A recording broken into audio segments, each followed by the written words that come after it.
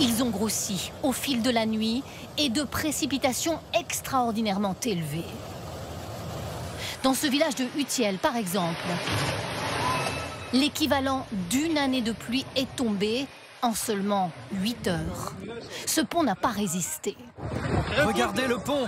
Mais quelle merde! Plus de 90 morts, dont certains noyés dans leur voiture. Et de nombreuses personnes encore portées disparues. Cette jeune femme attend les secours sur le toit de son véhicule au milieu des flots. Ce matin, impressionnant enchevêtrement de voitures dans les rues. Une habitante, à son balcon, regarde stupéfaite ce goulot d'étranglement. Dans les villes touchées, beaucoup de dégâts bien sûr, mais aussi des hommes et des femmes traumatisés. Les habitants se soutiennent, beaucoup de détresse sur les visages. Nous avons monté les choses au premier étage et avons attendu. Et surtout, nous avons prié pour que l'eau ne monte plus. Il y avait beaucoup d'angoisse. Dans les rues de Valence, la police filme des kilomètres de routes encombrées de véhicules. Dans la périphérie de la ville, cette autoroute effondrée. Et plus loin, cet autre axe routier emporté lui aussi par les courants. Beaucoup d'automobilistes, dont des Français, sont restés bloqués toute la nuit dans leur voiture. Il y a eu une montée des eaux très rapide. D'où on était du haut du pont, on a pu voir l'eau monter à près de 1,50 m au-dessous. On a vu des gens périr dans leur voiture, appeler au secours et finalement les voitures sont complètement parties sous l'eau, des camions dévaster tout, faire tomber les lampadaires, des personnes qui sont montées sur les toits des magasins. À Valence, dans certains quartiers, il n'y a plus d'eau courante, plus d'électricité. Notre équipe filme ce soir devant ce supermarché touché par les inondations. Ses habitants se servent sans payer. Ce n'est pas du pillage. La police laisse faire, consciente du grand dénuement d'une partie de la population. 1 millier de soldats sont mobilisés pour prêter main forte au secours et venir en aide aux sinistrés, alors que de nombreuses routes sont coupées. Les autorités ont appelé les habitants des villes inondées et isolées à ne pas tenter de se déplacer. Certains habitants en danger ont été évacués par hélicoptère. Benjamin Delambre. C'est une question de minutes, peut-être moins. Dans l'eau boueuse jusqu'à la taille, une femme s'agrippe fermement à son chien. Un secouriste parvient à la rejoindre avec difficulté. Elle est tout près de perdre pied. Le sauvetage est infiniment périlleux. Dans les villes et les villages inondés, combien d'habitants sont-ils ce soir encore coincés dans leur maison? Ou bien comme cette femme, réfugiée sur le toit d'un petit cabanon. Depuis 24 heures, les hélicoptères des secours multiplient les interventions. Ici, un vieil homme est évacué de chez lui, avec le plus de précautions possible. Là, un enfant est élitreillé vers une zone sécurisée où il est recueilli.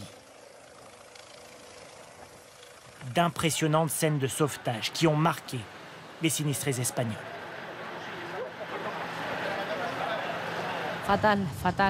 C'était terrible.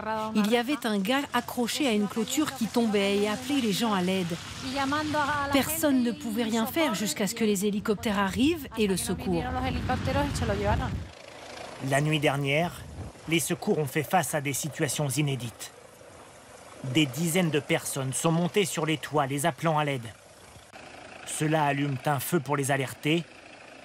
D'autres tentent de les guider dans la nuit noire. Parmi les sinistrés, certains sont sérieusement blessés. Il y a aussi des enfants. Vous pouvez y aller, faites attention. Les opérations de mise à l'abri se sont poursuivies toute la journée. Des Espagnols soulagés d'avoir été secourus, mais certains s'interrogent. L'alerte météo a été déclenchée 8 heures après le début des pluies. Dans cette commune proche de Valence, des employés ont été pris au piège sur leur lieu de travail. La nuit dernière, des personnes ont été coincées dans leur entreprise. Il a été impossible de les sauver. Et il est arrivé la même chose à Valence.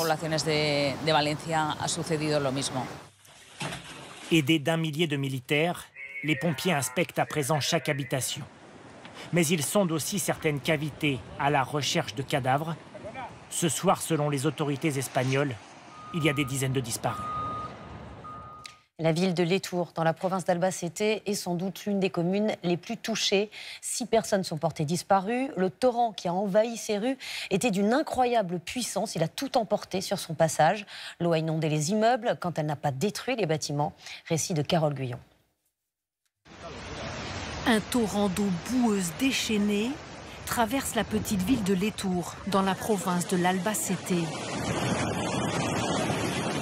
Son cours d'eau, Arroyo de Létour, devient un monstre incontrôlable. C'est un vrai désastre. Maria, regarde la camionnette qui part là-bas. Ce fourgon, charrié par la puissance des flots, dévale les rues de la ville avant de finir sa course folle, encastré dans la façade de cette maison. Létour, située au sud-est de l'Espagne, figure parmi les communes les plus touchées. Hier, des trompes d'eau se sont abattues sur ce village de 900 habitants perchés sur les hauteurs. Il est tombé ici l'équivalent de 6 mois de pluie en quelques heures. Ce matin, l'eau s'est retirée pour laisser apparaître les dégâts. Les secours ouvrent les maisons à la hache pour vérifier si elles sont encore occupées. Cet homme, lui, a survécu en se réfugiant en hauteur. On allait tranquillement passer à table quand soudain on a entendu un bruit dans la rue. On s'est penché, on a vu toute cette eau. On n'a pas eu d'autre choix que de monter au premier étage et attendre que ça passe. 6 habitants au moins étaient officiellement portés disparus ce matin. 2 employés municipaux, un jeune couple et 2 personnes âgées. Comme vous le savez, il y a des personnes que nous n'avons pas encore localisées. Impossible de donner un chiffre exact. 150 soldats sont mobilisés sur place pour chercher dans les décombres d'éventuels rescapés. Dans la journée, un corps sans vie a été retrouvé. Et nous retrouvons à Valence Élise Gazangel. Valence où l'eau s'est retirée, laissant des rues boueuses et pleines de déchets. Élise, les habitants traumatisés sont aussi en colère. Eh bien oui Anne-Sophie, puisque nous avons passé l'après-midi avec les habitants d'un quartier en tout proche banlieue de Valence. Un quartier qui est toujours complètement isolé. Il est sans eau, sans électricité et on ne peut y accéder qu'après ce barrage de police à pied. Des habitants qui nous disaient être partagés entre la colère et la résignation. La colère d'abord parce qu'ils affirment n'avoir été prévenus qu'au dernier moment, alors qu'il était trop tard hier. Beaucoup ont aujourd'hui tout perdu. Certains ont même passé la nuit dans des entrepôts ou sur le toit de leur maison. Et puis ce soir, ils se plaignent aussi de ne voir toujours aucune aide arriver. L'heure est à la débrouille et à la solidarité dans l'attente de voir ces secours arriver, des secours qui semblent ce soir complètement débordés. Merci Élise. Les autorités parlent d'une situation jamais vue, d'un cumul de pluie inédit. C'est la pire goutte froide qu'ait connue l'Espagne en un siècle, estimé ce matin le Premier ministre espagnol, Pedro Sánchez.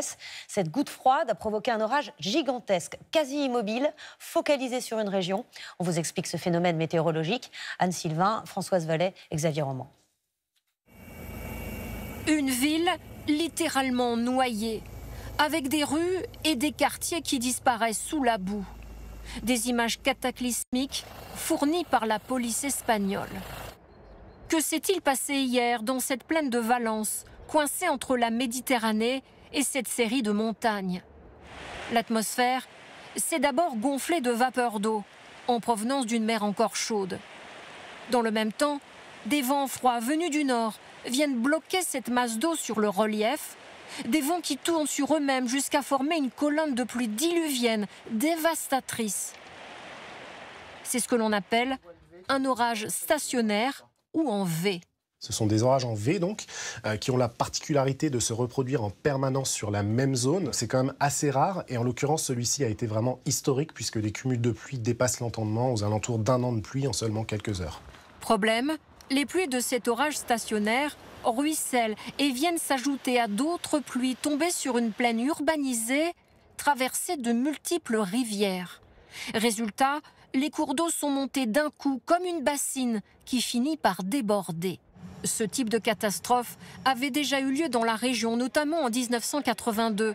Mais avec le réchauffement climatique, le phénomène est encore plus intense. Le changement climatique contribue de façon générale à l'augmentation des pluies intenses parce que l'atmosphère est plus chargée en humidité, plus chargée en eau, avec des températures plus élevées. Un air qui est 1 degré plus chaud aura 7% de plus de vapeur d'eau et d'humidité en général dans l'atmosphère.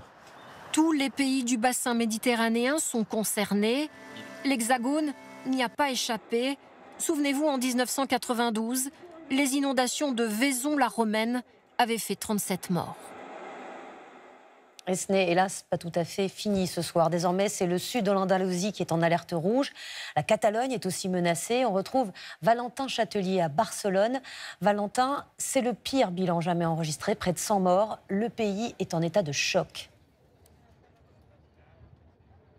Oui, à Barcelone et plus généralement partout dans le pays, l'émotion est très vive ce soir au Parlement. Les députés ont d'ailleurs respecté 1 minute de silence et puis un deuil national de 3 jours a été décrété par le gouvernement. Il débutera dès demain matin et durera jusqu'à samedi. Le Premier ministre Pedro Sánchez se rendra sur place dans les régions touchées par ces violentes inondations demain. Et puis le roi Felipe qui présidait, lui, un exercice militaire aux Canaries, a tenu à adresser ses condoléances aux familles des victimes et a ajouté que tous les moyens de l'État étaient à disposition et au travail. L'émotion qui d'ailleurs a gagné le monde du football espagnol.